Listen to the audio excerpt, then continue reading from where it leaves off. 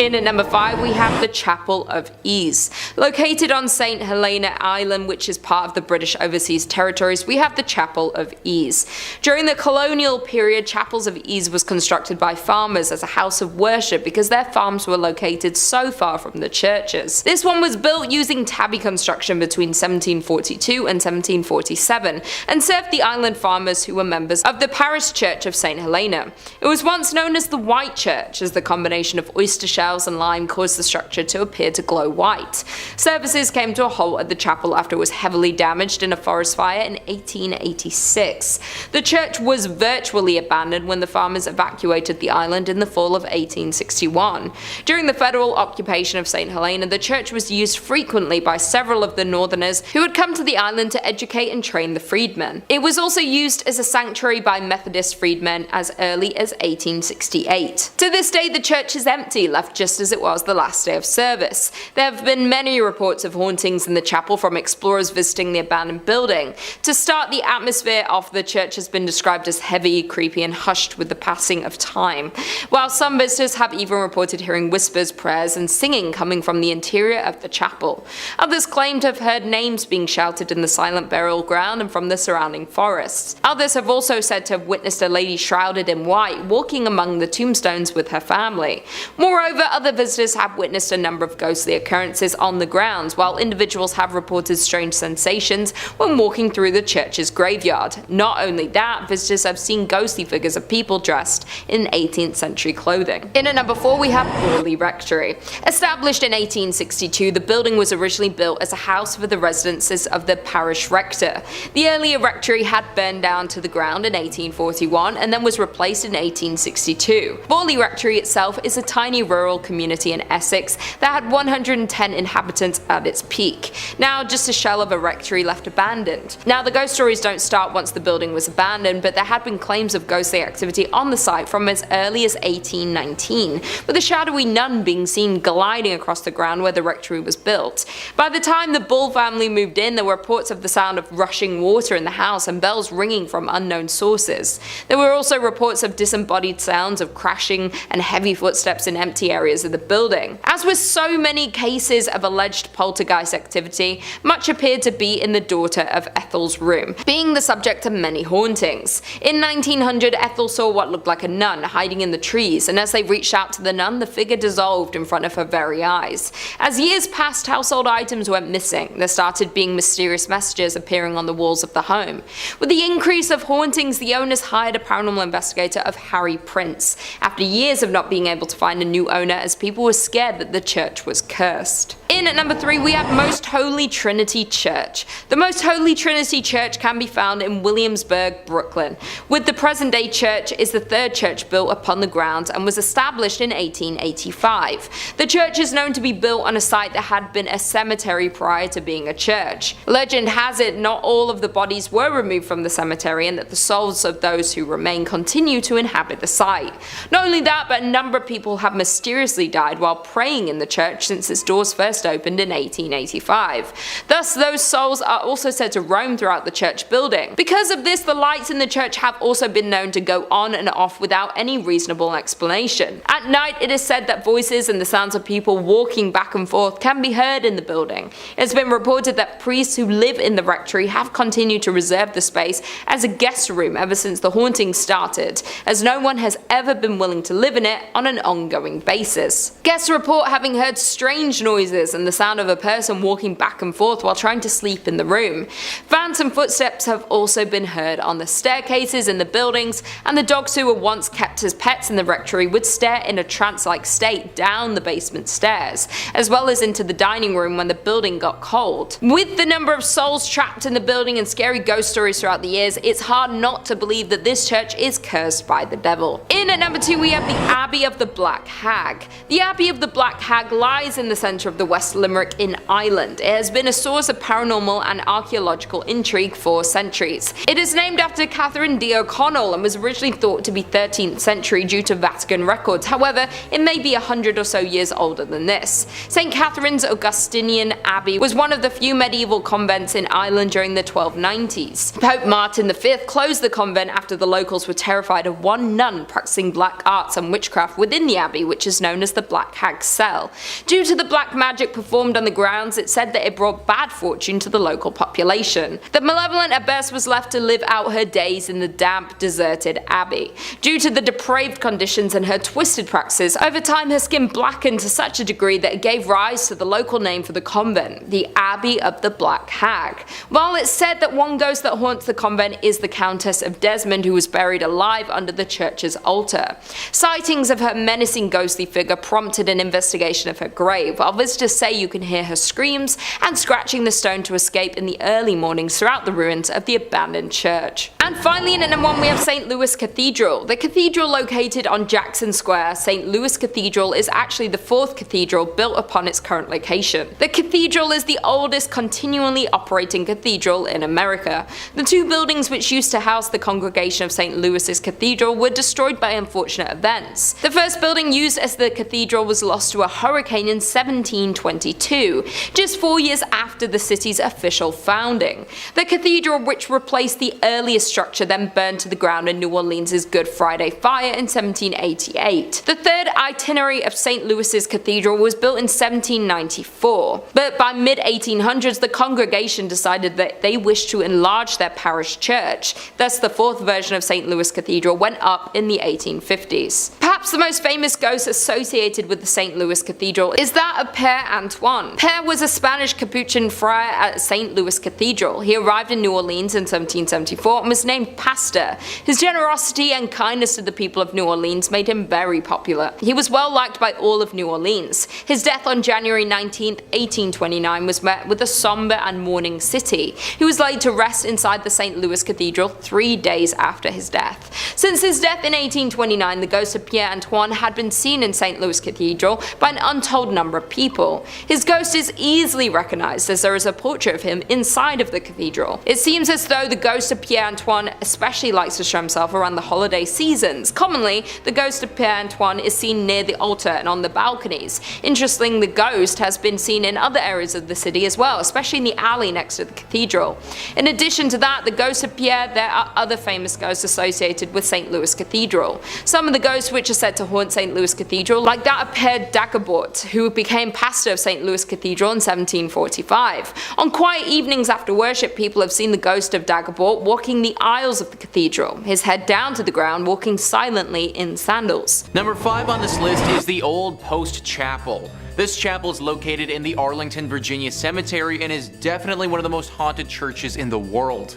The Arlington Public Library writes, the Old Post Chapel was commissioned by Major George Patton Jr. in 1933 when he toured the chapels on the grounds of the Walter Reed Hospital. Patton told Post Commander Colonel Kenyon Joyce that the new chapel should combine the functions of a principal chapel with those of a mortuary chapel in one building. Workers broke ground in February 1934 and the chapel was officially dedicated on April 21, 1935, where it was known for its attractive spire and intricate stained glass windows. The chapel serves as a place of worship for the community, a wedding chapel, and a place of final honors for those laid to rest at Arlington National Cemetery. Many fallen service members have lain in wait in the Old Post Chapel for their final trip, and it's allowed family members to grieve in private. So it's unsurprising that many active duty service members have reported hearing disembodied voices and footsteps in the chapel when they've been there alone. Locked doors have unlocked themselves and opened on their own. Canine units patrolling with service people will refuse to go into the building and bark at the door, especially at night. And visitors describe a young grief-stricken woman dressed in white who waits for her sweetheart. Rumors are that she threw herself from the bell tower, which remains locked to this day. So what really sticks out to me there, guys, about that excerpt is the canine units. Dogs not wanting to go into this place because they're scared. You ever notice how animals can get skittish when a big storm is coming or something like that? well, they sense these things and they pick up on stuff that humans just don't. I personally imagine that they probably have a similar ability with spiritual presences or anything of that nature. Also, considering how many people have been laid to rest here, it's no wonder why this place would be as haunted as people are claiming it to be. If you're going, then definitely pray before entering, but don't be scared to just avoid it altogether either. Number 4 on this list is the Abbey de Mortimer. This abbey was a whole thriving community at one point, but now it's a total ruin of its former self. For the purposes of this video, we're going to be zeroing in on the place of worship that they had at this spot and looking at how haunted that is. And let me tell you, it's pretty freaking haunted.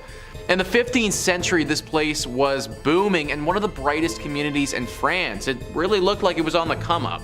But fast forward 200 years later and things had really fallen off. Greed had taken over and the men who were in charge were far more interested in their personal gain than the growth of this place. People started leaving and things started to wear and tear with time. Eventually there got to a point where there were only a handful of monks still there living under the leaky roof of this abbey. Well, in 1790 they met a very grim and sick fate. This was the time of the French Revolution and religion was very much out of favor. A group of revolutionists swept through the area and believing that the monks had some sort of treasure hidden here, they took them into the cellar and they killed them. The manner to which these men died was brutal. Because of this, it's believed that their spirit still clings to the ruins of this place. Future owners of this location had many run-ins with ghosts and even had to perform some exorcisms in their time being there. There have also been reports of werewolves and other demonic creatures here. The monks are by far the most spotted poltergeists though. The crazy thing is that apparently they aren't that evil. One would think that after their life was so ruthlessly stripped away from them that they would harbor some anger, but apparently they don't. If you do make it out here, then I recommend you pray not only as a form of safety, but also as a sign of respect for the souls of the monks who still live here. Number 3 on this list is the Aquia Episcopal Church. Heading back to Virginia with this one, this church is located in a place called Stafford. The church itself is rather beautiful and looks super unsuspecting. Some of the other churches on this list and our previous part just gave me the vibe that something was up, but this one doesn't. The outside and the inside make you feel homey and very safe. Problem is, this isn't the case. Only in your state writes, one of the most famous mysteries associated with the church is that of the golden-haired skeleton. No one knew about the death of the woman who was murdered inside Aquia until her skeleton was later discovered in the Beftrey, and her hair was later discovered in the Belfry. And her hair was still intact, just as blonde as the day she died. At the time, the church had lost funding due to the Revolutionary War, and that might have been the reason why no one discovered her body until later. The event seems equally tragic and mysterious. It's been said that bloodstains from the murder remained on the floorboard for nearly 100 years until it was replaced altogether with concrete. Not so surprisingly, many ghost stories worked their way through the community after the skeleton was discovered. Many parishioners refused to set foot in the church after dark. In the 1900s, people decided to seek evidence of hauntings for themselves. Many returned with chilling tales of having encountered an unfriendly presence. Even today, there's plenty of paranormal activity associated with the church grounds. Many visitors have reported hearing footsteps running through the graveyard accompanied by the sound of a violent struggle.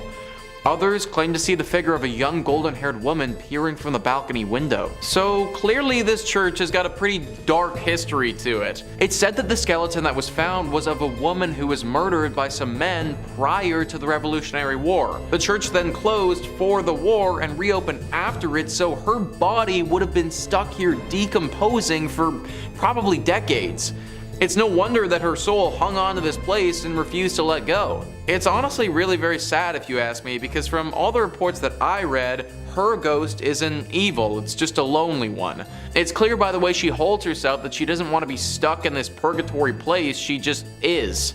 Similar to our monks, you should pray as a sign of respect before entering this church if you do ever go. Number 2 on this list is the Borley Rectory. This is sometimes referred to as the most haunted place in all of England, so it definitely deserves a spot on our list. The Rectory, which for those who don't know is a Church of England, was built in 1863. For a bit over 50 years, nothing out of the ordinary or spectacular happened here. It was just a normal rectory. The horror stories didn't take place until 1929. A journalist named V.C. Wall was with a photographer in the woods nearby the rectory taking pictures one evening when they saw the weirdest thing. Apparently from the outside, the rectory looked as if it had a light on within it, but the second that you walked inside, that light disappeared. This phenomenon baffled both of the men, and they thought that something paranormal might be happening. Wall also reportedly said that he saw a nun that evening, or what looked to be the ghost of a nun, walking in the garden. After they told people about this story, some ghost hunters came forward and provided an explanation. Back in the 1300s, there was a monastery here.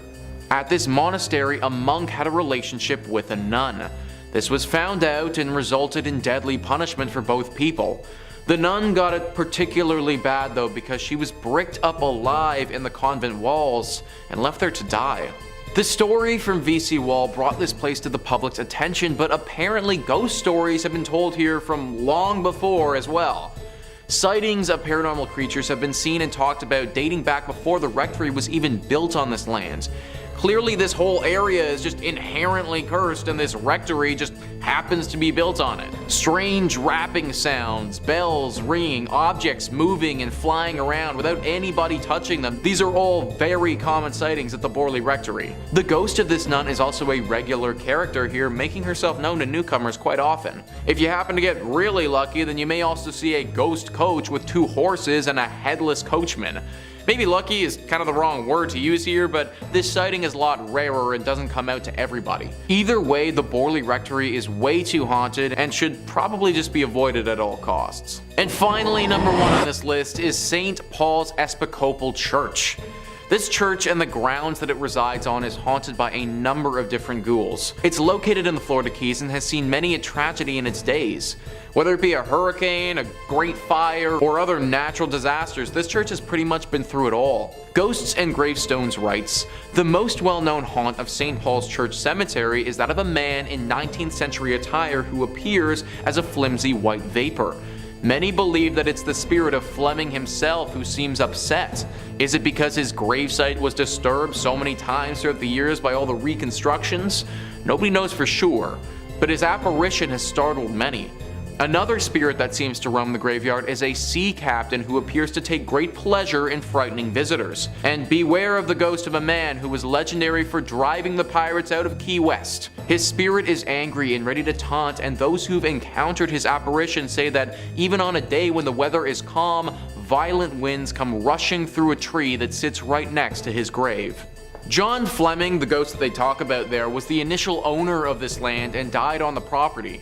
His wife donated said land to be used for the church, but apparently her husband's spirit never left. The story behind the sea captain is unknown. Why he's come here or what happened to him is all a mystery.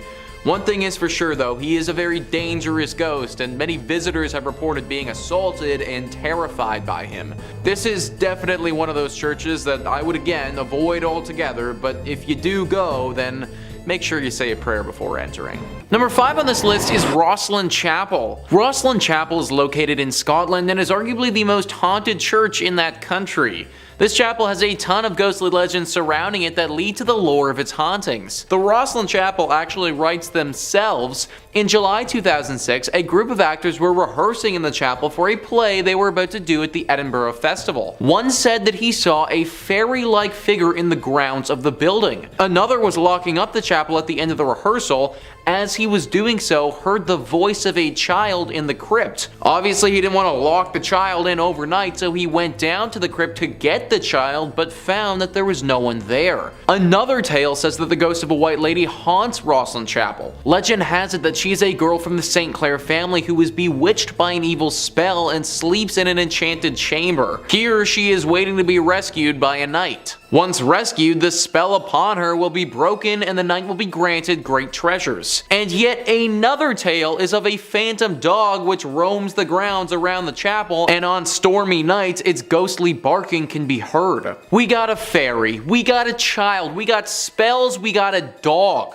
This chapel has everything that a paranormal lover could ever want. They also didn't mention in that article about the ghosts of the monks that supposedly lived there. This used to be an area where a bunch of monks would meet while they were alive, and it seems as if their ghosts have never left. And the crazy part about all of this is that nobody knows why this church is as haunted as it is. Most places that are tied to spirits have some sort of horror story to go along with them, but there really isn't anything here at all.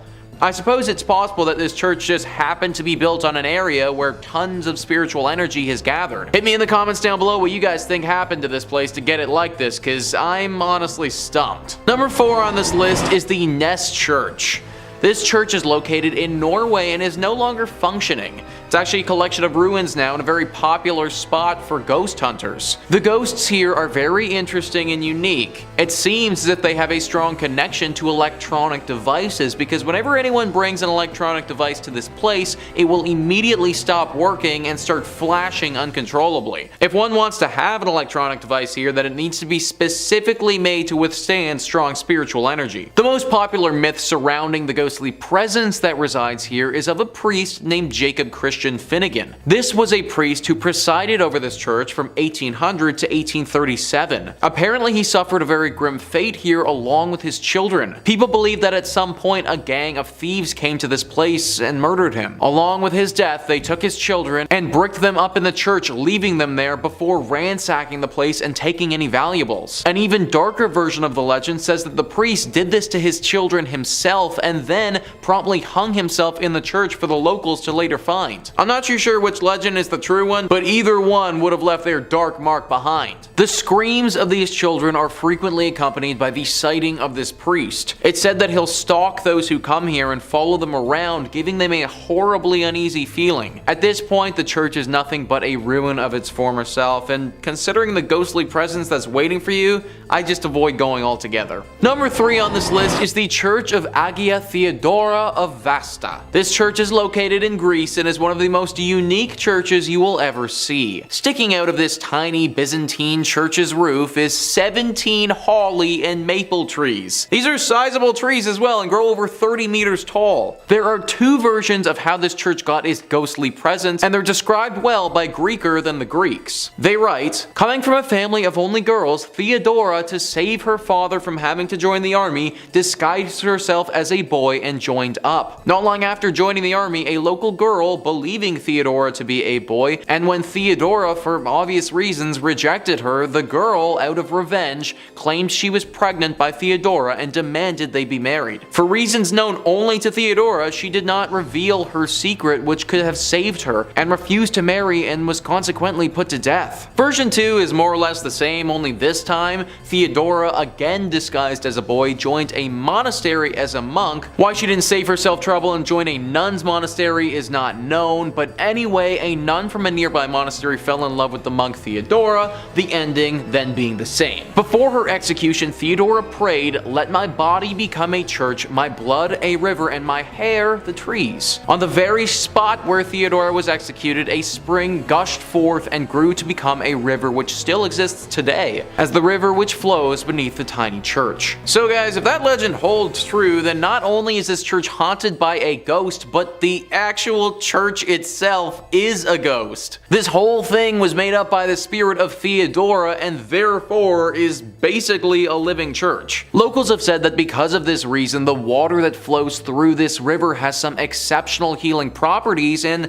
can cure many ailments. Considering this church may actually be the spirit of a person who has passed, I highly recommend saying a prayer before you enter. Number 2 on this list is the Templo Mayor ruins. So a church is typically defined as a place for Christian worship, But if we loosen up the definition a little bit and just make it a building or landmark where people would have worshipped higher beings, then the Templo Mayor ruins can certainly qualify. This temple is one of the most haunted places in Mexico, and for good reason. Gaurav Gupta writes, "This archaeological site in Mexico has a blood-soaked past. It is a haunted Aztec civilization site that has made its presence felt through the time. Around 4,000 people were brutally killed to please Aztec gods. The priests would cut out the beating hearts from the victim's chest and then throw their lifeless bodies on the stairs of the Aztec temple. Aztec's last emperor made his last stand against invading Spanish armies before he was tortured and killed. This Aztec is now a museum, and tourists report strange, sensational feelings and sightings of shadow figures." 4,000 people were likely sacrificed here. That is just an insane number of people to have died over the years. Not to mention the fact that a battle took place here, and that would have caused more loss of life in great numbers. Needless to say, the spirits of those that passed have never really left. Glowing orbs are always spotted at this place, especially in the evening. Some people have also felt contacted by the dead before. Like they go into a deep trance and get a vision of something to come or something happening in a totally other life. From my research, they've had a hard time explaining it, but they know that something paranormal has touched them. Some locals have even noted a bright light flashing up into the sky at this place before. It happens very infrequently and doesn't seem to have any rhyme or reason to it, but every now and again you can spot a beam of light blast into the sky. I don't think it's unbelievable to think that this place is deeply haunted with all of the death that's happened here. From my reading, it seems to be decently safe to visit if you go during the daytime, but I'd still say a prayer to those that were lost here. And finally, number 1 is the Chapel of the Dead. This one is really interesting because it's actually a crypt underneath a big church. The Chapel of the Dead, or the Capuchin Crypt, is located in Italy, and it's underneath the Santa Maria della Concenzo dei Cappuccini Church. This church is located in Rome and was built in the 1600s. The church itself wouldn't be haunted if it wasn't for the 3,700 skeletal remains that are found underneath it. Yeah, that's right folks, this Chapel of the Dead has a bunch of dead in it. The remains of these dead are everywhere along the walls and represent different rooms of this underground chapel. There are 6 different rooms that comprise this chapel, and they are as follows: Crypt of the Resurrection, the Mass Chapel, Crypt of the Skulls, Crypt of the Pelvises, Crypt of the Leg Bones and Thigh Bones, and Crypt of the 3 Skeletons. Crypt of the Pelvises, guys, that's an actual thing. I feel like I don't need to go into detail about what sort of remains hang along the walls in that room, but yeah, that's an actual thing. And listen to what Wikipedia writes about the last room, the Crypt of the 3 Skeletons. The center skeleton is enclosed in an oval, the symbol of life coming to birth. In its right hand it holds a scythe, symbol of death, which cuts down everyone like grass in a field, while its left hand holds the scales, symbolizing the good and evil deeds weighed by God when he judges the human soul. A placard in 5 languages declares. Obviously, with all this being said, this place is deeply haunted. It sounds like something straight out of an Indiana Jones movie, and from what locals have said, it definitely could be. Severe bad luck can befall those that enter into this chapel, and it seems to be totally random. I could enter it and be like 100% fine, but you could enter it and just have horrible things happen to you for years. It's a really interesting place to read about, but definitely not the sort of place I'd recommend visiting. Number 5 on this list is the Lady of Guadalupe Church. This church is located in New Orleans and is known to the locals as being one of the most haunted spots in the whole city. This location hasn't always acted as a place of worship, but for a long time was a chapel that you really didn't want to end up at. That's because for the longest time it was actually called the Old Mortuary Church. As I'm sure that you can probably guess, the crowd that entered this place wasn't the liveliest. In fact, using the word live to describe them is just flat out incorrect. New Orleans was hit hard many a time with epidemics, with yellow fever being especially bad. There were times during the city's history where the dead were too many to handle and they had to go somewhere.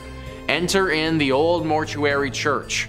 Thousands upon thousands of bodies have went through these doors over the years.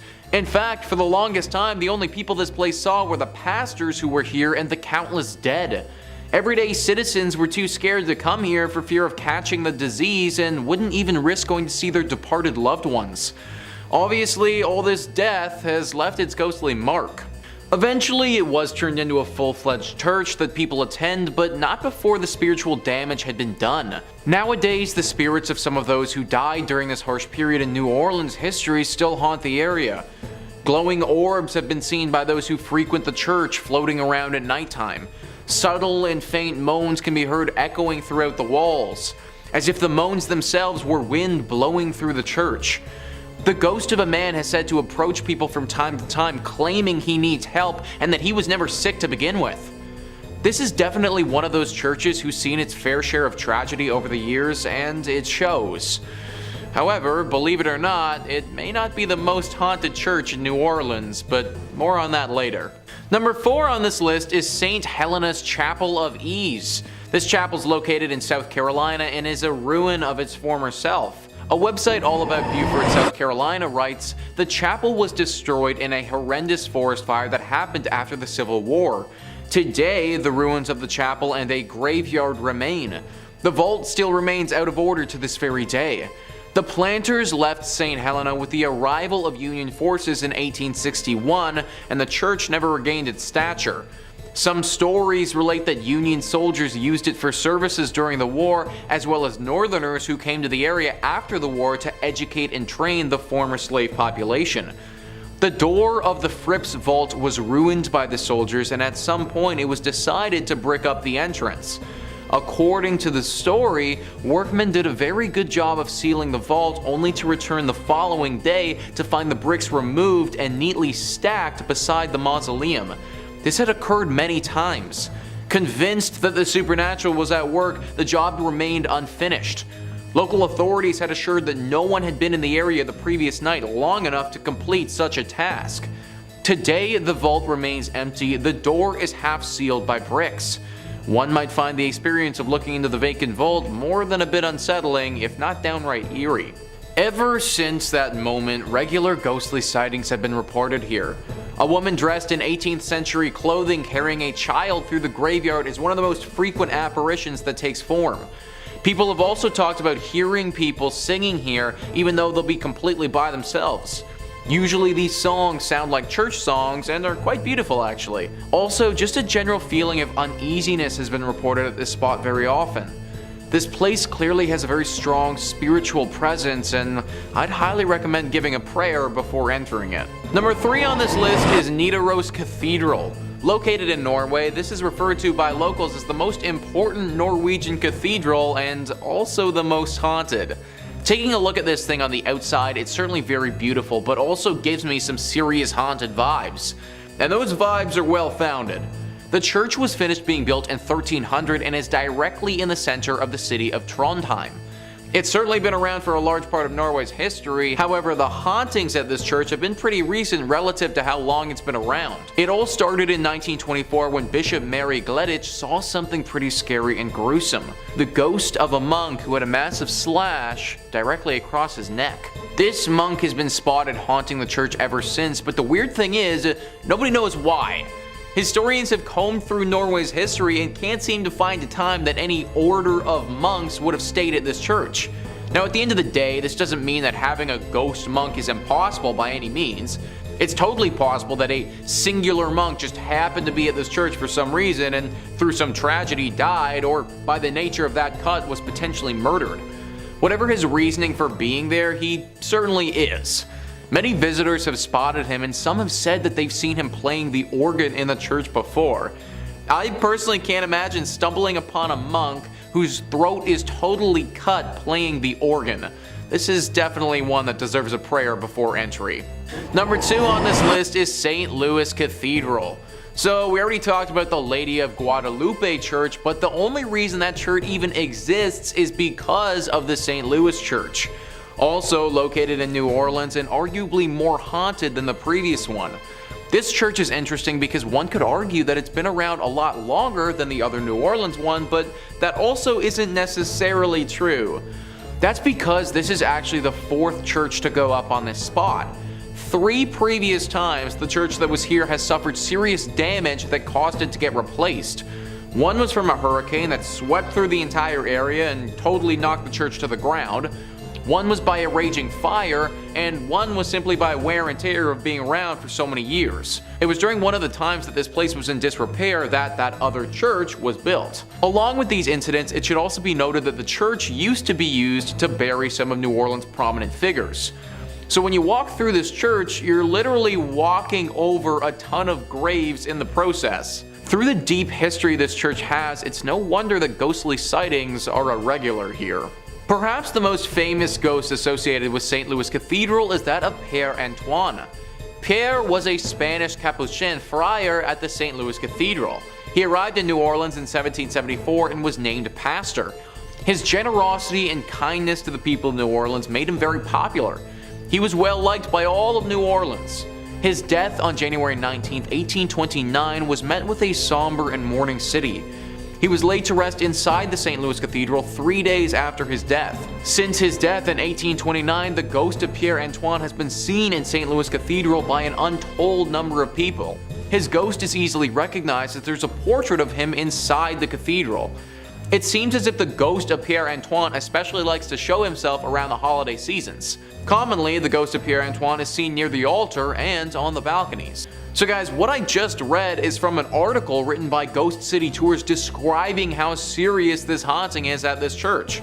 Apparently Père Antoine isn't the only ghost either, but people have reported seeing the ghost of another pastor and some other apparitions of what looks to be people from the 1700s. Clearly something about a New Orleans church is very attractive to the paranormal. And finally, number 1 on this list is the Abbey of the Black Hag. This church would be a tad bit difficult to pray before entering because there isn't too much left to enter. It's located in Ireland and is a ruin of its former self. The story starts many hundreds of years ago when this place was referred to as St. Catherine's Augustine Abbey. This place was established in 1298 and was pretty great right up until the last abbess took over. It's said that this woman practiced witchcraft here and brought great evil to the others that lived here and those nearby. Pope Martin V caught wind of this and ordered the immediate closure of this place. Everybody left, except for the witch. She stayed here completely by herself, practicing magic all day and all night. Eventually, through her consistent spell practicing and probably the fact that she never bathed ever, her skin blackened to such a degree that people started referring to this place as the Abbey of the Black Hag. Apparently, this witch still resides here to this day, and the locals fear going here and risking her wrath. Tales have been told of livestock going missing, weird symbols appearing in the ground, and even the occasional child wandering into this area, never to be heard from again. I feel like praying before you go to a place like this might not actually help that much. In fact, I'd just try avoiding it altogether if I was you. Coming in at 5, St. Paul's Episcopal Church, Key West, Florida. St. Paul's Church is the 4th church structure built by St. Paul's between the 1800s and early 1900s. And though it may look bright and new, this is because the church has been rebuilt numerous, and I mean numerous times. The original church, made of coral rock, was completed in 1839. However, it was destroyed during the Havana hurricane in 1846 and was rebuilt in 1848. Once again though, the church was destroyed when the Great Fire of Key West struck in 1886. However, by some good fortune, the rectory survived unscathed, and the rebuilding once again began on the 3rd structure, ending in 1887. However, disaster struck once again though in 1909 when the church was destroyed by a powerful hurricane. This time though, the parish hall survived, as well as the rectory. The church was once again rebuilt and construction was completed in 1919. However, during all of these rebuilds, it was discovered that the site was once a Seminole burial ground, with the land being previously owned by the Fleming family before the church was built, and the land was only granted after the widow was assured her husband's remains that were interred on the land would not be disturbed. However, this is where it gets spooky. Legend has it that the promise was broken and the widow's husband, John William Charles Fleming, was removed from the site. Spookier still, according to some locals, his ghost still wanders the site. Other apparitions have been reported as well in the graveyard, one being a ghostly group of children who were killed in a fire set by a jealous deacon who was taking revenge on his unfaithful wife. Yeah, yikes. Coming in at 4, St Andrews on the Red, Selkirk, Canada. Built between 1845 and 1849 to serve the local community of retired Hudson Bay Company personnel, this church is located in a small suburb of Winnipeg, located on a lightly forested hill with an incredibly impressive Gothic design. It is by far the oldest stone church in Western Canada and has definitely had its fair share of paranormal activity. The church became an old campfire story among young teens and rebellious kids who would dare their friends to walk backwards around the church 3 times, with the expectation that you would disappear.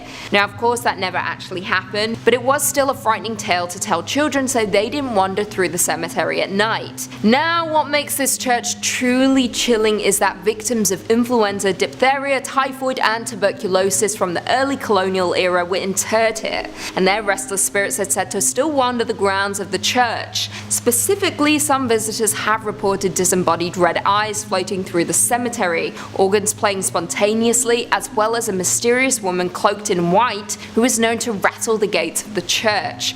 If you dare, you can take a self-guided tour of the church located in Selkirk, Canada. Coming in at 3, St Michan's Church, Dublin, Ireland. This is an Anglican church built on the site of an early Norse chapel from 1095, with the current structure dating back to 1686, undertaken by William Robinson. As it stands, this church is the only parish church on the north side of the River Liffey, surviving from a Viking foundation. Now, the exterior of the church is nothing to write home about, however the interior is what we're going to be discussing, specifically the vaults. The vaults of St Michan's contain a large amount of mummified remains, with the walls of the vaults containing limestone, thus keeping the air dry and creating ideal conditions for preservation. Among the remains of the 400-year-old body of a nun, a 6.5-foot man believed to have been a crusader, a boy with a severed right hand and feet, and Henry and John Shears, who took part in the 1798 rebellion. Unfortunately, a number of the crypts in the church's vaults were damaged by vandals in 1996 and once again in 2019. After the most recent event, the church has stated that several mummified remains were desecrated by vandals, including the remains of the nun and the crusader. Tours used to be open, however, after the recent incident they have been temporarily shut down. Not only will you be dealing with the enraged spirits of the dead when visiting this church, but also the despicable living. Coming in at 2, Cathedral of the Assumption of Our Lady, Guadalajara, Mexico. Also known as the Guadalajara Cathedral, this is a Roman Catholic cathedral of the Archdiocese of Guadalajara and was built in 1541 in the Spanish Renaissance style with neo-Gothic spires. However, though the building is beautiful, it has been plagued by hauntings and tragic events. On May 30th, 1574, during Mass, neighbors fired shots into the air. Some of the bullets fell onto the cathedral and started a fire, ultimately damaging the building. A second tragic event struck in 1818 when an earthquake shook the city, causing the towers and dome to collapse. The cathedral was of course repaired, however it continues to be in danger. It was damaged by earthquakes in 1932, 1957, 1985, 1995 and 2003. However, outside of natural disasters, the cathedral also has a ghostly side to it. One of the most popular attractions is of course the Crypt of Archbishops, which is truly chilling. However, more chilling still are the mummified bodies on display there, with one dating back to the 1700s, which belongs to a child that was killed for converting to Catholicism. Some visitors to the cathedral have claimed that they have seen her eyes blink and have witnessed her hair move. Very spooky indeed.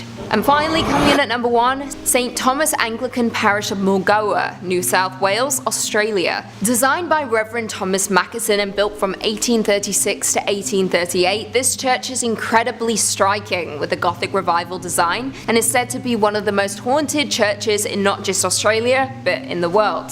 Though the church is youthful in appearance and located in a semi-rural area, it is hiding an incredibly dark and tragic history. Legend has it that 2 young boys died in a fire in the bell tower of the church after a prank went horribly wrong. Since that fateful day, any kind of light, even candles, anger the spirits of the boys' restless spirits. According to a Facebook group, Haunted Places of Sydney, they say, I quote, "There's an urban legend that claims that if you drive laps around the church at night, the headlights of your car will switch off. and if you continue, the car will stall. However, it isn't just the church's legend that is creepy. The surrounding cemetery is also filled with monuments that date back almost 200 years ago. With monuments that date back almost 200 years, adding to the creepy factor. As of right now, the church is owned by Anglican Church Property Trust and was added to the New South Wales State Heritage Register on April 2nd, 1999. Number 5 on this list is Hallstatt Karner. Hallstatt Karner is one weird church, man, let me tell you. I'm all about unique and cool decorations, but human body parts?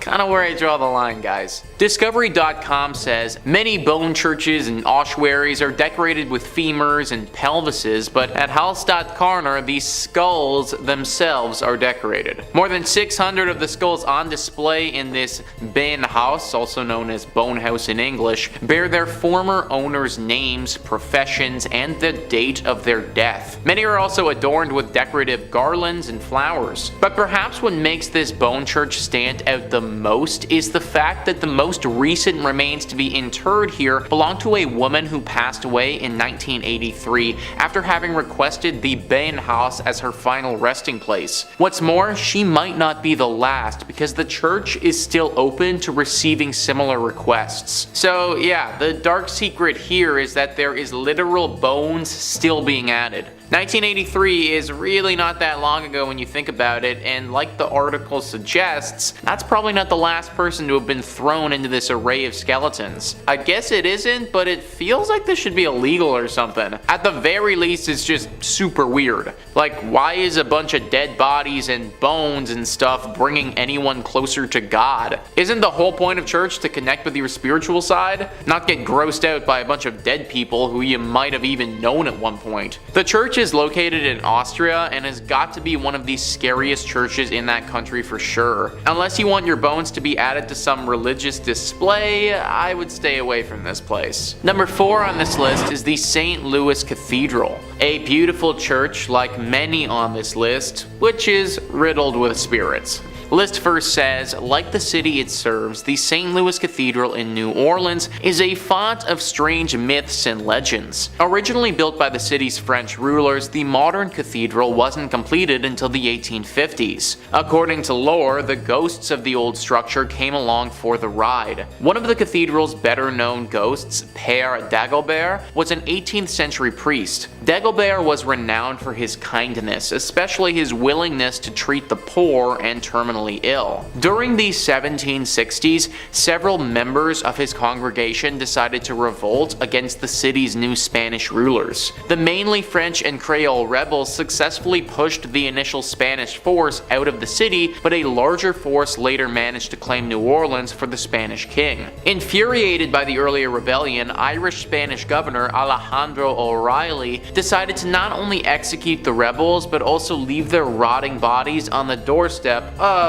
the St. Louis Cathedral. As a devout Catholic, Dagobert could not stand by while Catholic bodies were so roughly treated. After failing to get O'Reilly's permission to properly bury the bodies, Dagobert led a funeral procession down to St. Peter's Cemetery and placed the slain men in unmarked graves. Dagobert's successor, a Spanish priest named Pierre Antoine, is also said to haunt the cathedral. More intriguingly, Antoine's friend, voodoo priestess Mary Laveau, who often prayed at the church during her lifetime, is also considered to be one of the many spirits inside the cathedral. So we got voodoo priestesses, unmarked haunted graves, multiple spirits of bodies that were buried improperly. This church is just one big mess. Many people think that there are also a bunch of other secrets that this place has that we don't know about. Like this was a spot for a secret society hundreds of years ago who performed some very questionable rituals, and that's why this place is as haunted as it is. Whatever really happened here, we know it was dark and we know that it left its mark.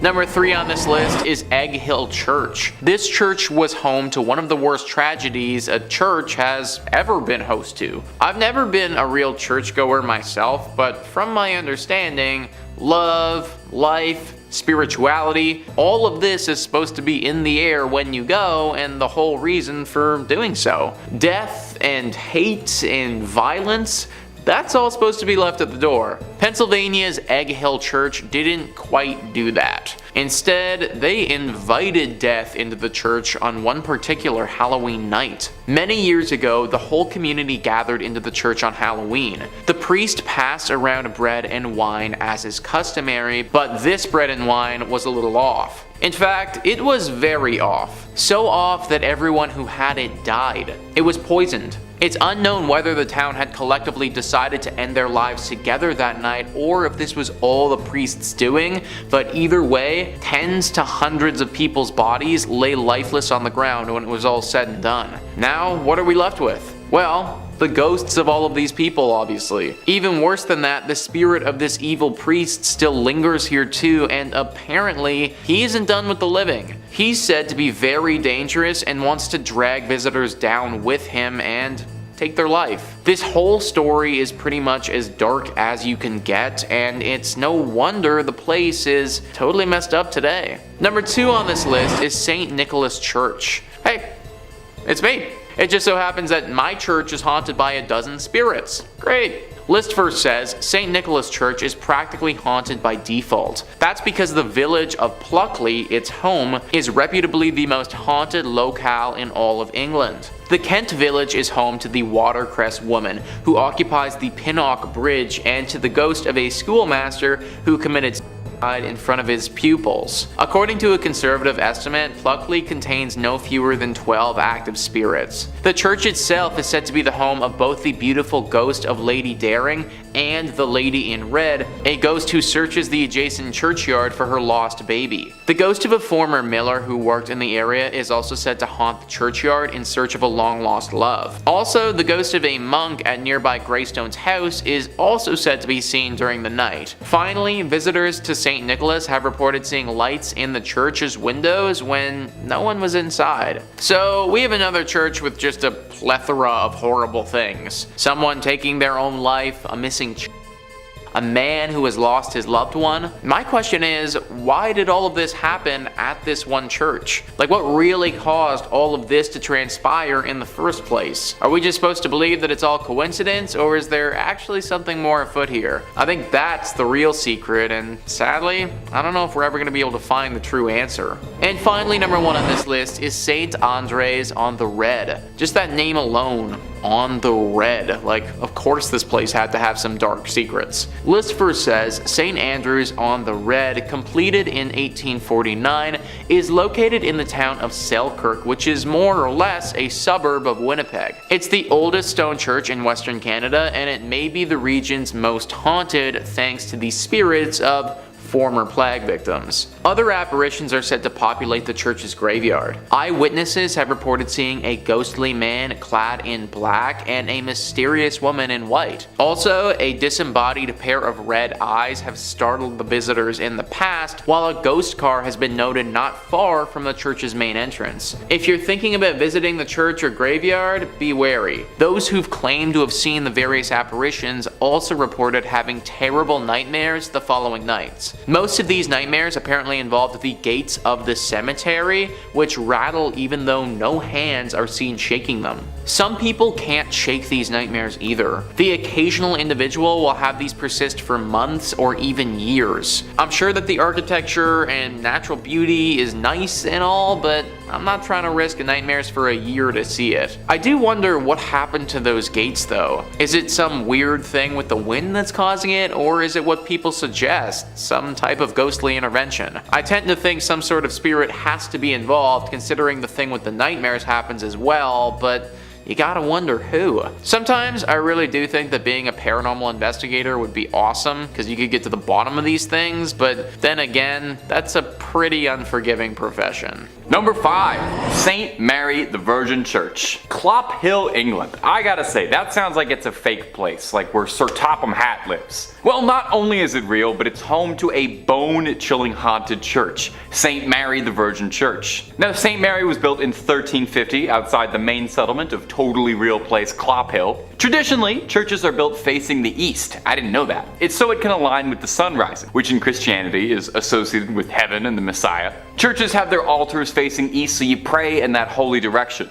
Well, St. Mary's just had to be a little different, and this church is facing the west, facing away from God. And it's why some people believe the church is hosted to evil spirits, as facing west means they've shunned God and opened their doors to the devil. Paranormal investigators have strongly suspected the church as being host to satanic rituals. As the church fell into disuse, it became a popular spot for vandals, and if you believe the legends, black magic. In 1963, a local couple saw two people wandering around holding a human skull, which definitely I think would cause you to look twice. The people told the couple that they had found the skull in St. Mary's, where it had been jammed into a wall. When the couple went to investigate, they found on the floor a breastbone, pelvis, and leg bones, all laid out in a pattern used for black mass. Pretty spooky. Scattered cockerel feathers and tracings of two crosses filled in red were found inside the church as well.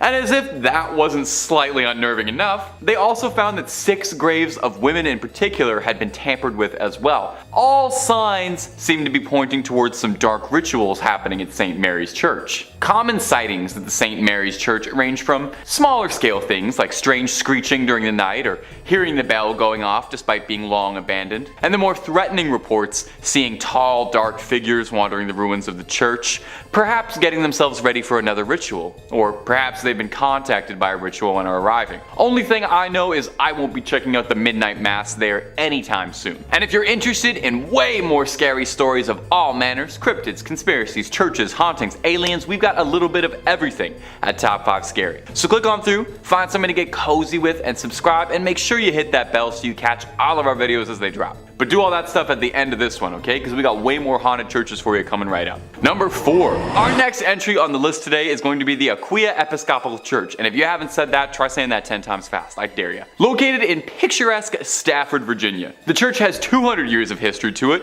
which means it's also got approximately 200 years worth of ghost stories to study. When the church was first built way back when in the 18th century, it was stained by an unfortunate tragedy. You see, the surrounding areas were exhausted by war and the lack of resources, food, and money, and as such, brigands would take to the dark country roads to attack innocents during the night for whatever they had on them. Well, one young woman was hiding from a gang of highwaymen and marauders and sought out the church as a safe haven. Unfortunately, the bandits eventually caught up with her and she met an untimely end. Now, these men were never caught for their crime, and her body was not found for hundreds of years, left there to rot and decompose. And many believe that because of this, her spirit is tied to the church. And there have been several reports of hauntings ever since the discovery of those accursed bones. Visitors mention hearing footsteps frantically scattered around at night. These footsteps break into a run, but if you go searching, you'll never be able to find anyone attached to them. Voices can be heard in the room where she was attacked, some saying it sounds like a call for help or a painful scream of a struggle. Some go so far as to say they saw a transparent apparition of the woman in the church's windows or on the balcony. One story comes to us from a custodian who worked the graveyard shift there in the 1990s, claiming that he saw a ghostly woman's face floating above the graces, and says that he saw her smiling at him through the balcony windows before she vanished. One last one on this church. In the 1990s, to celebrate the bicentennial anniversary, the church sent out an invitation to a group of Civil War reenactors to fight a mock battle on its ground. During the night, one of the reenactors was complaining that there was a red and orange light that was flickering the entire night during the church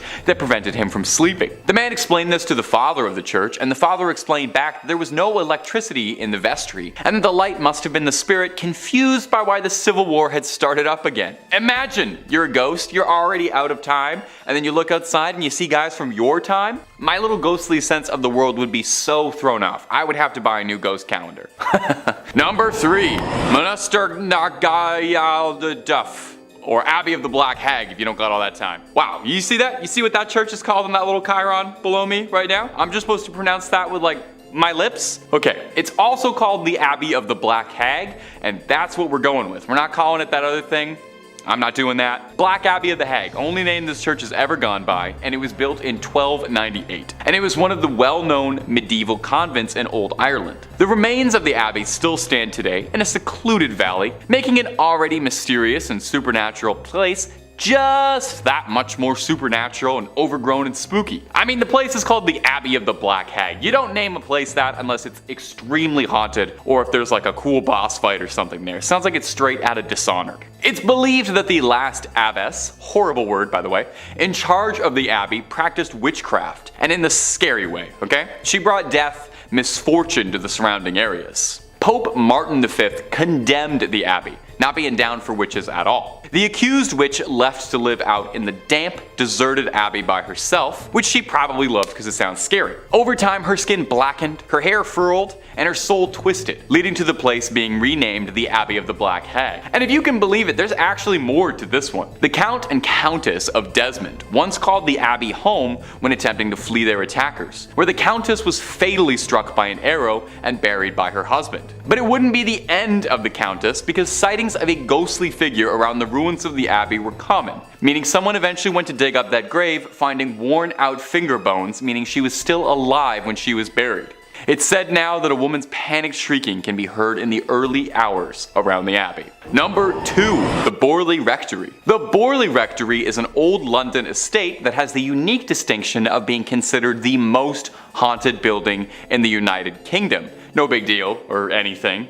Almost immediately after its construction, stories of hauntings started to creep out. One of the first local legends says that in the 12th century, a priest and a nun had a naughty little affair, and when they were discovered, the nun was bricked up and left to rot in the nearby church. Since then, they say that her spirit roams the rectory. In 1900, 4 daughters of the then estate owner all said that they saw a nun wandering around the estate late at night. They tried to talk to her, but got no response back, just a scary ghost stare. The family claimed they'd see this nun around the property, and on one occasion they thought they saw the spectral apparition of a horse-drawn carriage with a headless rider, some real Sleepy Hollow stuff. From there on, there was all these reports of bizarre sounds or strange shadows creeping out the corner of your eye. In 1927, the estate changed hands, as the original family owning the estate had all passed on, and a new family, the Smiths, had moved in. Shortly after, they discovered a human skull in the cupboard in a brown bag, which is not a great housewarming gift, to be honest. They reported poltergeist behavior, unexplained footsteps, lights flicking around them, and the same sightings of headless specters. Now, they only lasted 2 years, not being down for any of the hauntings or skulls in cupboards, any of that business. And the next family, the Foysters, didn't have much better luck. They had objects flying around their home, and on one occasion claimed their daughter was attacked by something truly horrible. They moved out as well. And the last owner of the rectory would be Captain Gregson, who accidentally lit the estate ablaze while unpacking, although insurance claims they think the fire was started intentionally, perhaps in a desperate attempt to cast away whatever evil has been trapped in the Borley Rectory for so long, or perhaps he unintentionally unleashed it out into the world.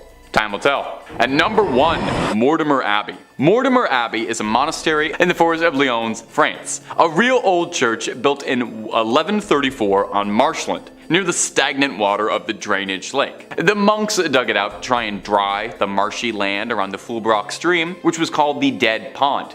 In French, Meltmal, which is where the name comes from. You can kind of hear it there. Mortimer, you know. Perhaps it's this history of being built on a dead pond is why Mortimer Abbey was doomed to be haunted. Now, the abbey flourished for centuries, but over time started to become claimed by the passage of time, and it fell into decline and disrepair. In the 17th century, there was an attempt to try and rebuild the abbey and recapture its former old glory, but the decline was already pretty present and had set in by that point, and by the time of the French Revolution, only 5 monks still remained in the abbey. Eventually, the abbey would collapse entirely and go private, and in 1863, the abbey would find itself in the hands of a rich Parisian family, the Delarues. Mr. Delarue moved his wife and his sons into the abbey, but soon discovered they weren't the only tenants. While walking the lawns, the young people of the house saw a light from the library. As if by an invisible hand, these hatches unfastened, their handles turned, and the windows and doors all opened. The paintings on the inside of the abbey turned themselves around and steps thundered out into the halls, and nobody moved out immediately after. I would have started looking for new real estate right then and there. But one night, the young Delarue, Charles, had his fiancée over to come see the estate that would become her new home in marriage. She was offered the guest room, but found herself terrified during the night when she couldn't sleep because she was too busy being tormented by mysterious sounds and objects around the room that were hurling themselves around, being possessed by something. Having had, quite frankly, enough, like I think any of us might have, the young suitor announced she would never live in this house, called off the entire marriage, and hurried back to Paris tout de suite, where there were plenty of handsome young men asking her hand in marriage who didn't live in old haunted estates, okay? That's the message to take away from this. Get the love you deserve, and the love you deserve is not in a haunted house. Number 5 on this list is the Templo Mayor ruins. So a church is typically defined as a place for Christian worship, but let's loosen up that definition just a little bit and start thinking about it as a building or landmark where people would have worshipped higher beings. If we start thinking about it like that, then the Templo Mayor ruins can certainly qualify. Mexico has a lot of haunted spots, but this is at the top of their list for sure. Gaurav Gupta writes, this archaeological site in Mexico has a blood-soaked past. It is a haunted Aztec civilization site that has made its presence felt throughout the time. Around 4,000 people were brutally killed to please Aztec gods. The priests would cut out the beating hearts from the victims' chests and then throw their lifeless bodies on the stairs of the Aztec temple. Aztec's last emperor,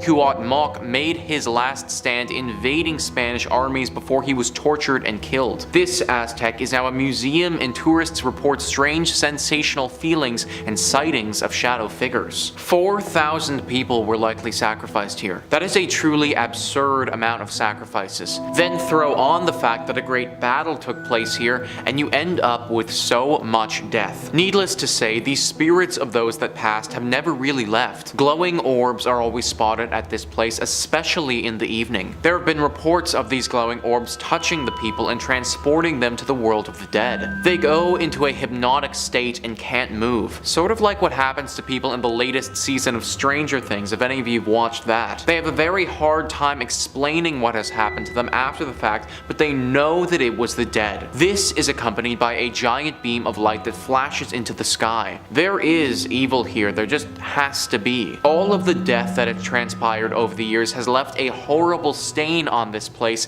and evil has congregated here. No one knows what type of evil or what spirit is behind this, but just know that this is a scary place that you should probably avoid. Number 4 on this list is the Ness Church. Ness Church is a Norwegian church that is no longer operating. It's a collection of ruins now and a very popular spot for ghost hunters. The ghost hunters have discovered that electronic equipment, or your standard cell phone, isn't going to do so hot in this church. For whatever reason, the second that you bring anything like that in, it just completely shuts down. If one wants to have an electronic device here, then it needs to be specifically made to withstand strong spiritual energy. The most popular myth surrounding the ghostly presence that resides here is a priest named Jacob Christian Finnegan. This was a priest who presided over this church from 1800 to 1837. Apparently, he suffered a very grim fate here along with his children. It's thought that he and his children were killed by an evil gang who came through the church looting it. They killed the priest and then, ever so cruelly, bricked his children up and left them to die. This is only one variation of the tale though, because one legend actually says that the priest did this to his kids himself. Regardless of which one is historically accurate, they're both pretty bad. The screams of these children are frequently accompanied by the sighting of this priest. It's said that he will stalk those who come here and follow them around, giving them a horribly uneasy feeling. It's very likely that if you go by yourself, this ghostly priest will attack you and could do some serious damage. Maybe he wasn't evil when he was alive, but he certainly is now. Number 3 on this list is Greyfriars Kirk and Churchyard. As the name Greyfriars might hint, this church is located in Scotland. History Hit says, with the kirk tracing its origin to 1598 and the graveyard dating back even further to the 1560s, Greyfriars Kirk and Kirkyard in Edinburgh is said to be one of the most haunted religious sites in the world. Known for body snatching and violent ghosts, the famously fearsome site has even been referred to by Scottish poet Robert Louis Stevenson. The site's most famous ghost is the Mackenzie poltergeist. George Mackenzie, who was known during his lifetime as a ruthless persecutor of Scottish Covenanters, a Presbyterian movement in the 17th century. His spirit was reportedly released in 1999 when a homeless man looking for somewhere to sleep broke into his final resting place, the Black Mausoleum. Next to this mausoleum is the former Covenanters prison, which housed some 1,200 members of a failed anti-government revolution in 1679. Only 257 prisoners came came out alive, with the remaining dead said to haunt the churchyard. The negative energy that surrounds this church is said to be so strong that it's attracted some pretty powerful beings. The devil is the one being that people associate with this place. Some believe that this church is actually a secret lair for the devil, that these other demonic spirits are working to keep us away from this place so the devil can fulfill his evil agenda. If this is the case, then I think that we should do as the devil wants and leave it alone. Number 2 on this list is Borley Rectory. Built in 1863 in England, this is one of the most famous haunted churches in the world. We can thank the personalities of Ed and Lorraine Warren for bringing it into the spotlight, as they had quite the experience at this church back in the day. The horror stories began back in 1929. A journalist named V.C. Wall was a photographer in the woods nearby the rectory taking pictures one evening when they saw something very strange. From the outside, the rectory looked like it had a light on, but if you walked inside, it was all dark. Wall also saw the ghost of a nun that evening walking around the graveyard looking as eerie as you may expect. After they told people about this story, some ghost hunters came forward and provided an explanation.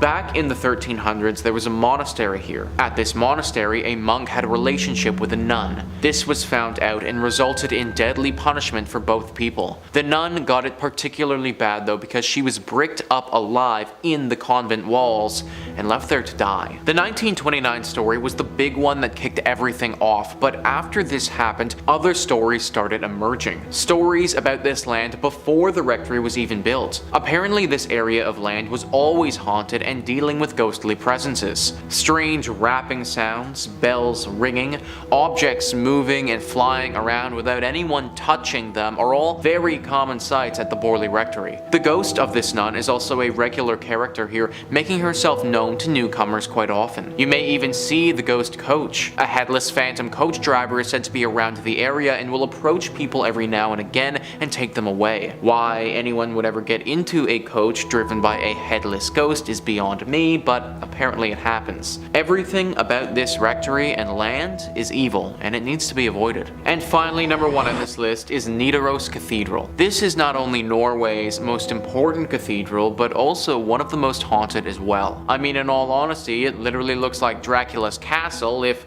Dracula's castle was a cathedral. It was constructed in the 1300s, but the actual hauntings didn't begin until relatively recently in its lifetime. In 1924, Bishop Mary Gleditch saw something pretty scary and gruesome. The ghost of a monk who had a massive slash directly across his neck. Ever since that day, this monk is seen very regularly. Nobody knows why though. People and historians have looked through the history of this cathedral and can't seem to find any record of a big monk population ever staying here. However, it doesn't make sense that this random monk ghost would just show up out of nowhere, so you have to imagine that he was here at some point before. You also have to imagine that he got that cut on his neck here too. All of it is very dark and mysterious and makes you wonder what else happened here that wasn't documented. Number 5 on this list is the Borobudur Temple. Borobudur Temple is located in Indonesia and is frankly extremely beautiful. It's located on the island of Java and is one of the biggest Buddhist temples in the entire world. It truly looks like something from a legend or from something directly out of an Indiana Jones movie. Now, it was built many hundreds of years ago between 780 AD and 840 AD during the Selandria dynasty. There's a lot of lore that surrounds this temple and a ton of mystery.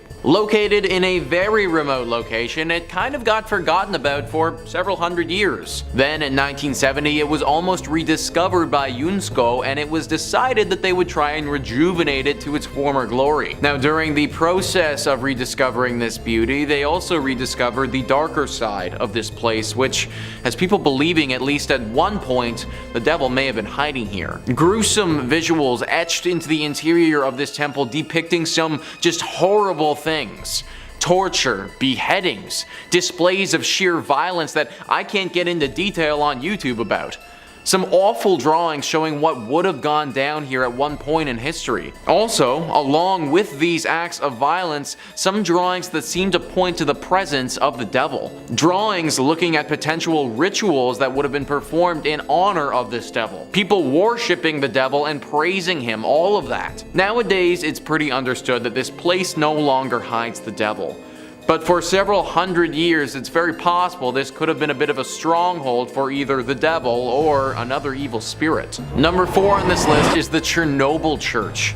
Now, I imagine a lot of you have heard about Chernobyl before, the devastating accident that went down in Ukraine back in 1986. If you aren't familiar, then basically a huge nuclear power plant exploded, which caused the worst nuclear accident the world has ever seen. It killed 31 people right off the bat, and then several more over the years from radioactive poisoning. That area where the blast occurred has been closed off to the public, and rightfully so. It's literally still radioactive to this day, and if people were to go into the 20-mile radius that's closed and then proceeded to stay there for an extended period of time, they would certainly feel the negative effects of doing so. All of this has left for a very creepy abandoned city vibe that looks like something straight out of the apocalypse. Most of the buildings here are horribly worn down and starting to fall apart. After all, it's been over 30 years and no one has looked after them at all. Which is why it's very strange to see the church in this village still in perfect condition. Recently, somebody entered into the radiation zone and went into this church. They were shocked to see that the church itself on the inside was still in perfect form. Even though everything around it has been hit hard with decay, this building still remains how it was. Why? Well, the person taking these photos didn't know, and they didn't stay too long to find out. Apparently, after entering, it wasn't long before they started to feel a very ominous presence. Something deep and dark and sinister lurking here, not wanting to be found. As if entering the church woke whatever this thing was from its slumber, and it wasn't ready to be woken. This individual got out of there as fast as possible and didn't want to investigate further, but it got me thinking that this church might be hiding the devil. A horrible accident occurs where tons of people perish. The whole city gets abandoned and no one can come into this area for over 30 years. And this one flimsy little church is still totally intact and looking pristine. It seems a little bit too suspicious for me. If this is the case and this church is hiding the devil, then we can take it a bit further too. Now the real question comes out about how the Chernobyl accident really went down. Maybe the devil, or whatever demonic creature is living in this church, had some role to play. Number 3 on this list is Greyfriars Kirk and Churchyard. This church is located in Edinburgh in Scotland. History Hit says, with the Kirk tracing its origin to 1598 and the graveyard dating back even further to the 1560s, Greyfriars Kirk and Churchyard in Edinburgh is said to be one of the most haunted religious sites in the world. Known for body snatching and violent ghosts, the famously fearsome site has even been referred to by Scottish poet Robert Louis Stevenson. The site's most famous ghost is Mackenzie poltergeist George Mackenzie, who is known during his lifetime as a ruthless persecutor of Scottish Covenanters, a Presbyterian movement in the 17th century. His spirit was reportedly released in 1999 when a homeless man looking for somewhere to sleep broke into his final resting place, the Black Mausoleum. Next to this mausoleum is the former Covenanters prison, which housed some 1,200 members of a failed anti-government revolution in 1679. Only 257 prisoners came out alive, with the remaining dead sent to haunt the churchyard. This church is haunted by so much negative energy that people around the area believe it's actually attracted the devil. Basically, all of this evil has gotten the devil's attention, and it's possible that one of those evil spirits that's hiding out is the devil in disguise. It's also believed that the devil may have released all of these demonic spirits to keep people away from this place, as he's doing something sinister. We may never know for sure though. Number 2 on this list is the Church of St. Mary the Virgin. This church is located in Bedfordshire, England, and can very easily be a hiding spot for the devil. Bedfordshire Live says, the Church of St. Mary the Virgin in Clop Hill, Bedfordshire was abandoned for about 170 years after it fell into disuse in the 1840s. During this time, the church fell into ruin as it lost its roof and became a focal point for vandalism, antisocial behavior, and, according to ghost hunters, black magic. Over the years, many people have reported seeing strange things near this church, from mysterious hooded monks to tall dark figures. The 14th century century church was reportedly used for satanic rituals in the 1960s. As rumor has it, bones were dug up and arranged in satanic patterns. Damien Odell, head of the Anglia Paranormal Investigation Society, theorizes that the hauntings are what remain of black magic rituals from many years ago. He explained, "There's definitely something strange going on at the church, and my personal view is that it's down to black magic practices held there. I think it's possible for a group of Satanists to conjure up something and leave it behind. A sort of guardian or elemental." He added, "If this is the case, it certainly does its job because it frightens the living daylight out of people." Other theories speculate that it's haunted because it's facing the wrong way. Churches traditionally face east, the direction from which the sun rises, which is associated with the location of heaven. However, because St. Mary the Virgin faces away from God, it's said to have opened up its doors to hell. Many locals have thought that this church is the literal church of the devil because of all the sightings and the fact that it's facing towards hell rather than where it should be facing. Even if it isn't the devil that is here, it's clear that there is some sort of demonic presence for sure. Personally, I would avoid this church at all costs if I was you. And finally, number 1 on this list is Egg Hill Church. Egg Hill Church is one of the creepiest and scariest churches on this list, and it's for good reason. The church is located in Pennsylvania and has seen a horrifying atrocity committed there in the past. Before I even get into the tragedy that went down here, let's just take a look at this place and how creepy it is. It's this small barn-looking structure that doesn't look to be in good repair at all. It's got a few gravestones sitting out front of it, and it's relatively in the middle of nowhere. It looks like the sort of place where a serial killer would be lurking, or in this case, maybe even the devil. In the early 1900s, this place hosted a horrifying mass murder. The pastor of this church held a congregation, gathering everyone in the surrounding areas to this church. When they were all inside, he chained the door shut and murdered everyone. He wasn't just interested in his visitors though, because right after he was done with that, he took his own life as well. This was obviously a major shock to the community when it happened, but even to this day, it's left people baffled. The pastor apparently never showed this sick and sadistic nature in his character before, and this act of terror came out of thin air. That's why people have speculated before that he may not have been acting by himself. It's very possible that it was him in the flesh but not in the mind, that his body was simply acting as a vessel for the devil or another spirit as they did this. To this day, locals avoid this place and claim that there is a dark force that haunts it. Maybe it's the devil just sitting, waiting in this church for his next helpless victim to wander inside. In 5th, we have the Most Holy Trinity Church in New York, built sometime between 1882 and 1885 on land that previously served as a graveyard until 1853. According to local rumors, not all of the bodies residing there were exhumed from the graveyard, and the spirits of those left behind still inhabit the grounds to this day. The church property covers an entire city block, and it is said that there are false closets leading to bricked-up doorways, tunnels, and random sub-basements throughout the church and convent. There are also mysterious passageways on the upper levels of the church, where legend says only priests are able to enter. The church's rectory was built in 1872 by its second pastor, Monsignor Michael May, who later passed in his room on the second floor. Priests who live in the rectory have used that space for mainly a guest room ever since, as no one has ever been willing to live in it on an ongoing basis. Guests have experienced lights being switched off and on, hearing strange noises, and the sound of a person walking back and forth while trying to sleep. Phantom footsteps have also been heard on the staircases in the building, and dogs who were once kept as pets in the rectory would stare in a trance-like state down the basement stairs, as well as into the dining room when the building got cold. In 1897, a parish bell ringer named George Stell's life was taken in the vestibule of the church. Though there was a suspect in the case, a former parishioner who would later be executed for an unrelated ending of life, no one was ever convicted of the crime. The red fluids of Mr. Stell's, as well as the red handprint of the killer, is believed to still be on the wall in a stairway leading to the bell tower. George's ghost still roams the church and is believed to be the reason why the bells will ring suddenly, vowing not to leave until his death has been solved. Moving on to our fourth place position, we have the Aquia Church of Stafford, Virginia. While the congregation was established in 1711, the physical parish wasn't built until 1751.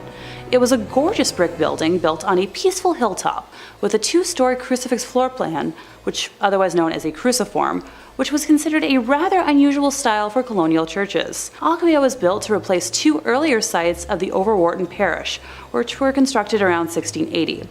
The inside of the church burned down in 1754 and was not rebuilt until 1757. It was then shut down from the Revolutionary War until the Civil War due to lack of funding, before reopening as a stable, campsite, and hospital for Union forces. It was during this closure that a young blonde woman was traveling the dark country roads, rural Stafford County, when a group of highwaymen accosted her. This time period was full of exasperated uncertainty from the war, and with it a severe lack of resources, food, and money. Men would wait hidden on the side of roads to steal the valuables from people walking or riding by their hiding spots. She ran from the men to the sanctuary of the church, but was only able to hide for a little while before they broke inside and ended her life. Her body was hidden in the tower, and the men were never caught. It wasn't until after the Revolutionary War ended in 1775 and the church was ready to reopen for services that what was left of her was discovered. A skeleton with golden blonde hair that was as intact as if she had been freshly slain.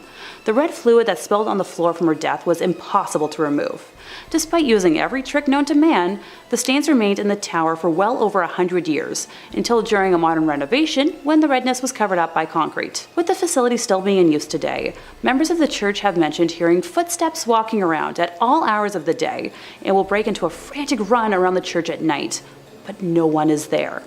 Noises can be heard in the empty tower, with some saying it sounds like a struggle, others describing a groan, whistle, or even a call for help. Many have also mentioned seeing a transparent woman in the church's windows, on the balcony, or even in the graveyard, dubbing her Blonde Beth after the hair of the skeleton. In the 1900s, brave people would try to stay overnight at the church, but were chased away by what they described as an unfriendly presence. A custodian working in the graveyard saw a ghostly woman's face floating above the graves, while another man saw a woman smiling at him through the balcony windows before she vanished. In the middle of this creepy sandwich, in third place, we're taking a closer look at St. Mary the Virgin, located on the outskirts of Clophill, England. Originally built facing the west sometime around the year 1350, it's believed to have been erected on top of a leper hospital run by monks. I'd like to take a moment to note that it was built in the quote-unquote wrong direction, with churches traditionally facing east, the direction from which the sun rises, which is associated with the location of heaven and the return of the Messiah in Christian religion. Altars inside of these holy buildings would face in the eastbound direction for prayers. Some have claimed that because St. Mary the Virgin faces away from God, it thus opens its doors to hell, and ergo responsible for the tale I'm about to tell. The building was abandoned in 1848 when the rector at the time made the decision to have a new church built, instead of expanding the previous one, which was much needed due to the rapidly growing congregation. Old St. Mary's, as was dubbed by the locals, was then primarily used as a mortuary chapel, holding bodies before they were buried in the adjacent cemetery. By the 1950s, St. Mary's had become so run down that it could no longer fulfill that use, with just the outdoor walls and tower remaining. In March 1963, the tomb of an 18th century apothecary's wife was broken into, and the bones were arranged ritualistically in the middle of the church. And once again, on Midsummer's Eve of 1969, multiple women's graves were broken into, with bones being removed and rearranged once more. While the specific individuals involved in these acts were never identified, the arrangements found resembled those used in black mass rituals performed by satanic groups at the time.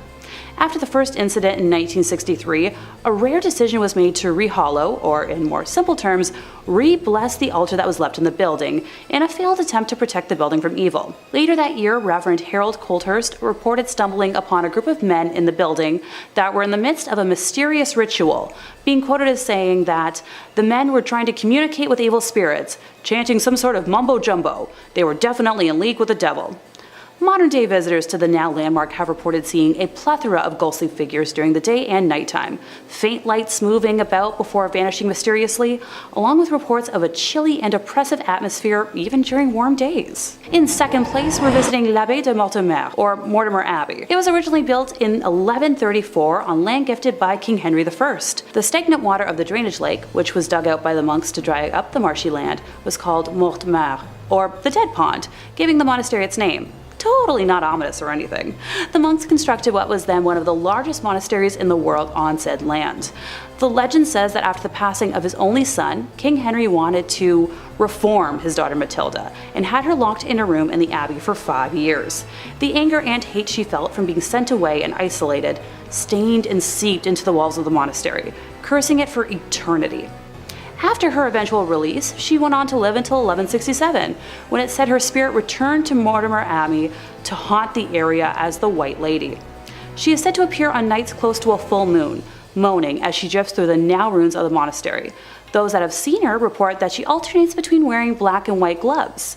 If she appears to you with white gloves on, you're destined for good luck. But if she appears with black, you'll be expected to pass within a year. Alas, Matilda is not the only spirit one must worry about if visiting the abbey. When the monastery was at its peak in the 1500s, a frail and suffering woman was brought to the monks with an illness it was believed that only they could aid. It was revealed that she was possessed by the spirit of a wolf and cursed to become a werewolf for several nights. The monks chained her to a room and conducted multiple exorcisms in an attempt to eradicate the spirit. The monks were able to exorcise the evil wolf spirit or demonic force out of the woman, but it then attached itself to the grounds and walls of the monastery. Several hundred years later, in 1884, a man named Roger Saboureau was hunting in the woods nearby when he was attacked by a large werewolf. He shot it multiple times, killing the creature, but when he returned home at dawn, he found the body of his wife bearing wounds matching those he had given the wolf. People say the spirit of Roger's wife and his own heartbroken spirit still wander the area when the moon is full. The abbey was exorcised by the church in 1921, but still remains haunted to this day. And coming in first place, we have the Abbey of the Black Hag, locally known as Monasterngallagduff. Please don't curse me for my pronunciation. St. Catherine's Abbey, or simply as Old Abbey. It's located roughly 2 miles east of the village of Shanagolden, in the townland of Old Abbey. Gee, can you tell where it got its name? One of the earliest recorded nunneries in Ireland, with its first official record being around 1298, it was built on land donated by John Fitzthomas, and has the typical layout for abbeys of its time, with a dining hall, cells, isolated meditation areas, and other rooms still able to be identified amongst the ruins today. During the 15th century, there was a major battle for supremacy in the area between the Earl Fitzgerald and the prestigious Butler family, of which the Earldom of Ormond belonged. It got to such an extent that the local bishop was known to pray for peace between the families at masses. During one of the nightly attacks, Earl Fitzgerald attempted to get his wife to safety, but as he was pulling her onto his horse, an arrow pierced her thigh, shattering the bone and spraying red bodily fluids. As he rode on, the Countess appeared to have succumbed to her injury, leading the Earl to seek sanctuary at St. Catherine's. The heartbroken man was certain his wife had passed, so he swiftly buried her beneath the altar and continued elsewhere to find safety. As the night went on, the nuns and residents began to hear hair-raising screams and made the decision to rebury the Countess in hopes of bringing her peace. When they dug up the body, they discovered her fingers were broken and her nails had been torn off. The poor woman had been buried alive, with a very slow and torturous end of her life. To this day, it is believed that the Countess has been unable to find peace and continues to scream in anguish, waiting for her husband to save her from a fate truly worse than death. Moving slightly ahead in time, we come to the Black Nun herself.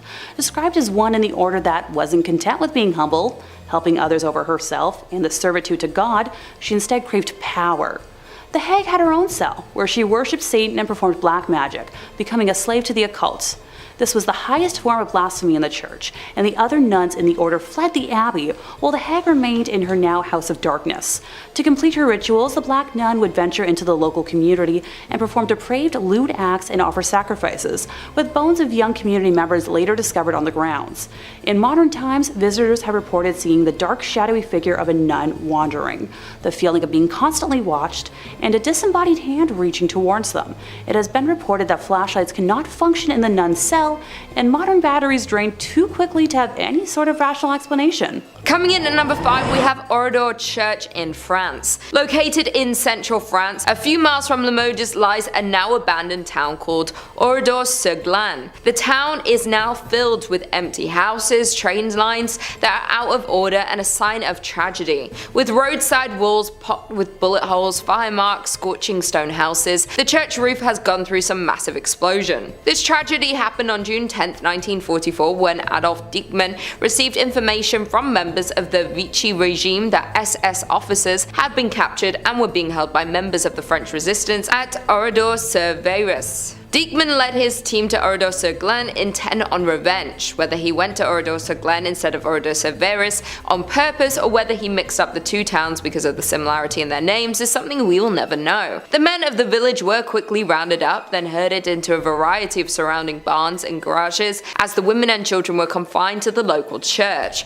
Then a gas explosion was placed in the church and lit aflame. There was only a handful to survive the tragic accident that happened at the church of this town. With all the lives lost in the church and surrounding town of that night, it is said to be haunted by many spirits. As some witnesses report, as they stand at the church's windows at night, they see the dark spirits of the people who lost their lives walking through the ruined village's deserted streets. At the state, they often smell the aroma of burning wood and flesh as it lingers over this abandoned village. Until recently, the new residents would leave gifts along the border of the village of the martyred as a peace offering for the spirits that still haunt the church. In the end, we will never actually know the reason behind the attack upon the Oradour Church on June 10, 1944, though some think there was an evil entity or spirit upon the church that coerced the attack to happen. Coming in at number 4, we have St. Mary the Virgin, England. In an English village, you'll find the Church of St. Mary the Virgin, built around 1350 just outside the main settlement. The church in Clophill, Bedfordshire, was abandoned for around 170 years after it fell into disuse in the 1840s. There are a few odd things about this ancient little church, the most significant being that it was supposedly built facing the wrong direction. Churches are traditionally oriented to face east,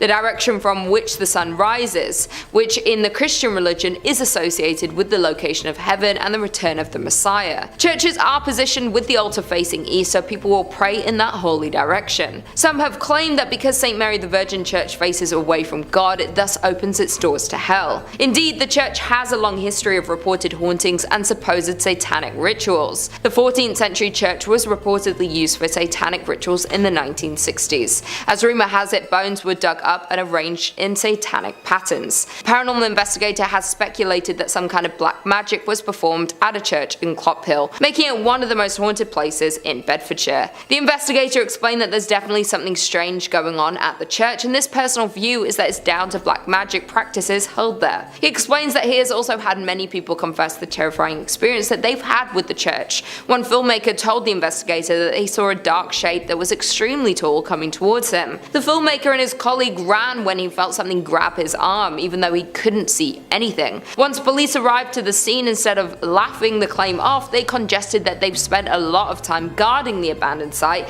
as many people experienced the same thing. Over the years, many people have reported seeing strange things near the church, from mysterious hooded monks to tall dark figures. In at number 3, we have Egg Hill Church, Spring Hills, Pennsylvania. Considered one of the most haunted churches known to man, we have Egg Hill Church in Spring Hill, Pennsylvania. The church was built in 1860 and was out of use by the 1920s. The most well-known story about Egg Hill Church is of the great number of people that supposedly lost their lives. This occurred at the turn of the century in the 1800s, when the pastor at the time ended the life of his whole congregation by poison and kept them in the nearby woods. Other stories say that the pastor only ended the life of the people of the parish. He reportedly would end their lives one by one under the mysterious circumstances and got away with it, until the day that he would be discovered, where he would end his own life in the church. Some who have been to the church say they have seen drawings of pentagrams and goats appear on the walls and ceilings, written by some unknown entity. Others say that from outside the church you can hear strange noises coming from the inside when the church is locked up and supposedly empty. Some claim the sounds are similar to children's voices.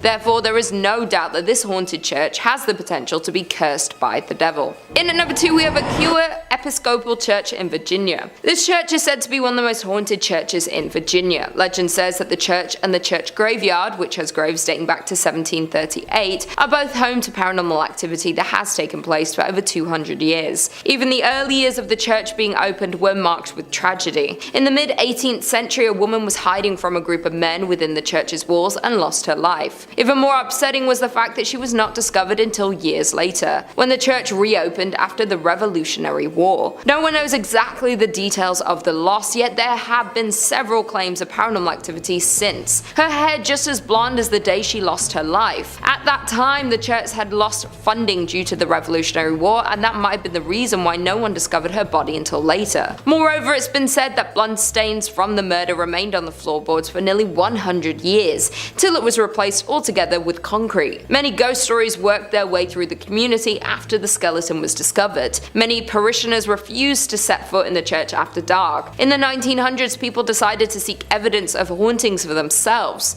Many returned with chilling tales of having encountered an unfriendly presence. Built before the Civil War, this church is reportedly visited by the ghost of a soldier killed during the conflict. The most haunted part of the building is the church tower. Others claim that the reason for the haunting involves a young woman who was murdered there. The eerie lights and unexplained sounds are reason enough to stay away after dark. Even today, there is plenty of paranormal activity associated with the church grounds. Many visitors have reported hearing footsteps running through the graveyard accompanied by the sound of a violent struggle. Others claim to see the figure of a young golden-haired woman peering from the balcony window. With all the tragedies and loss of lives that happen within the walls of this church, not to mention the paranormal activity, it's safe to assume that there is some evil spirits and energy cursing the church. And finally, in at number 1 we have St. Columcille, Ontario. Dating back to 1855, St. Columcille Church was founded and located in the hamlet of Uptergrove. The original frame church was torn down and the present brick edifice was constructed in 1905. This structure sits on a hill far back from the road and can easily be viewed when driving on Highway 12 east from Aurelia. The ghost stories have been spreading since over 100 years ago, classifying the church was haunted, and these tales have been circulated ever since. Today, the church is deemed haunted by some local residents and visitors. There have been many reports of ghost sightings, shadowy figures that will suddenly appear, creaking doors and eerie music that will play randomly from the organ. There have also been numerous reports of shadowy sightings of a figure wearing a black hat that floats through the choir area, creating chills for those who had observed it. Mysterious candlelight has been seen flickering from the windows on stormy nights. Many believe the spirit responsible is that of a former priest who, according to legend, pledged to complete a specific number of sermons, though he lost his life before he was able to attain that number. Now some churchgoers say he is returning to fulfill that promise.